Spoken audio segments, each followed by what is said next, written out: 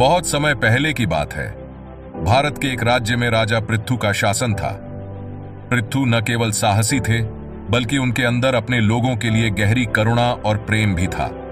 उनके राज्य में हर कोई खुशहाल था, परंतु एक समय ऐसा आया जब राज्य में अकाल पड़ गया और चारों ओर भूख और प्यास से प्रजा का बुरा हाल हो गया।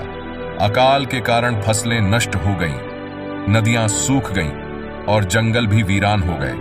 लोग राजा पृथु के पास सहायता की आस में पहुंचे। राजा पृथु ने अपने लोगों की दुर्दशा देखी तो उनका हृदय द्रवित हो गया।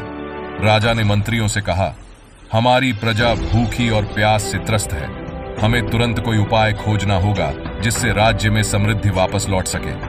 मंत्रियों ने कहा, महाराज, धरती की समृद्धि भी कम हो गई है। शायद धरती माता ही इसका कोई हल बता सकती है। राजा पृथु जंगल में गए और धरती माता का आह्वान किया। धरती माता प्रकट हुई और बोली, राजा, तुमने मुझे बुलाया, बताओ मैं तुम्हारी क्या सहायता कर सकती हूँ। राजा पृथु ने कहा, हे माता, मेरी प्रजा भूख और प्यास से परेशान है। कृपया हमें कोई उपाय बताइए। धरती माता बोली, राजा, मैंने अपनी समृद्धि रोक रखी है क्योंकि लोग मुझे नष्ट कर रहे हैं, काटते हैं, नदियों को प्रदूषित करते हैं और मेरे संसाधनों का दोहन करते हैं। राजा पृथु ने धरती माता से वादा किया, हे माता, मैं अपने राज्य में सबको सिखाऊंगा कि वे आपकी रक्षा करें, आपके संसाधनों का आदर करें और उन्हें नष्ट न करें। कृपया मेरी प्रजा के लिए अपनी समृद्धि को पुनः लौटाइए। धरती माता ने राजा की सच्चाई और करुणा से प्रसन्न होकर कहा, राजा, तुम्हारे इस वचन के कारण मैं अपनी समृद्धि को फिर से लौटाऊंगी, किंतु यह तुम्हारी जिम्मेदारी होगी कि लोग मेरे साथ प्रेम और सम्मान से पेश आए।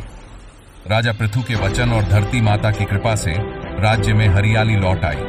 लोग प्रसन्न हुए और राजा का धन्यवाद करने आए।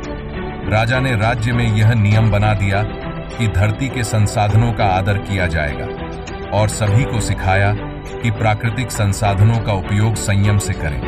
इस कहानी से हमें सीखने को मिलता है कि यदि हम धरती माता का आदर करें तो वह हमें अपनी समृद्धि से परिपूर्ण कर सकती है। राजा पृथु की करुणा और न्याय की यह कहानी हमें सिखाती है कि प्रकृति की रक्षा करना हमारा धर्म है और सच्चा प्रेम वही है जो धरती और प्रकृति के लिए हो। जो अपने संसाधनों का आदर करता है वही सच्चे सुख और समृद्धि का हकदार होता है।